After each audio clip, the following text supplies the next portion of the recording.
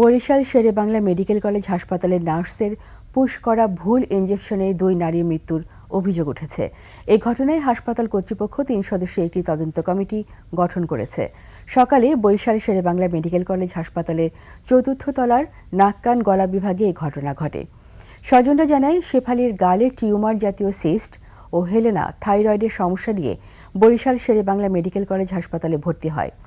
আজ তাদের 2 জনের অপারেশন হওয়ার কথা ছিল।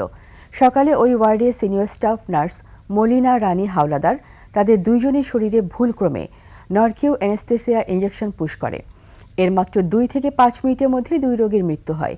এদিকে অভিযুক্ত নার্স নিজের দোষ স্বীকার করেছেন। অভিযুক্ত নার্সদের বিরুদ্ধে প্রয়োজনীয় ব্যবস্থা নেওয়া হবে বলে জানিয়েছে হাসপাতাল কর্তৃপক্ষ।